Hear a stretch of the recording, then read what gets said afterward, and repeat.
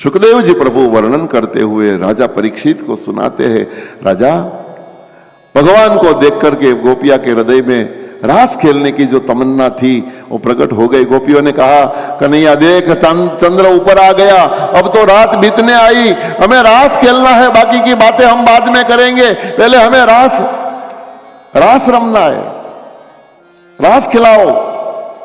और भगवान श्री कृष्ण को भी आज रास खेलने की इच्छा हुई और गोपियों को कहा ठीक है, और सारी गोपिया के साथ परमात्मा ने दिव्य महारास का आरंभ किया। लेकिन थोड़ी सी भी दूरी भगवान से गोपियां महसूस नहीं कर पाती थी, क्योंकि इतना आघात लगा था। कन्हैया थोड़ा दूर हटे मंजूर नहीं था, यह भाव भगवान जान गए, तो जितनी गोपियां थी उतना रूप परमात्मा ने धारण कर लिया। एक एक गोपी और एक एक कान, दिव्य महारास परमात्मा आरंभ करते हैं। उस रास का दर्शन करने के लिए स्वर्ग से देवता आए हैं। यहाँ पे चंद्रमा को विचार आया कि आज प्रभु कृष्ण चंद्र रास खेल रहे हैं, तो मेरी चंद्र की रोशनी को मुझे बढ़ाना चाहिए। उन्होंने इतनी रोशनी बढ़ाई कि जैसे रात में दिन हो गया हो, इतनी धवल रात्रि थी।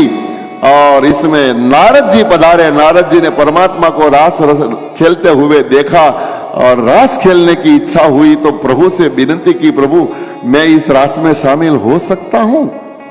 तब भगवान ने मना किया, इस रास में आप शामिल नहीं हो पाओगे। क्यों? बोले इस रास में सारी गोपियां है, पुरुष मात्र में एक ही हूं और पुरुष को इस रास में अधिकार नहीं। गोपिया ने कहा, नारद जी ने कहा कि हमें खेलना ही हो तो कोई उपाय? बोले हाँ, गोपी बनना पड़ेगा।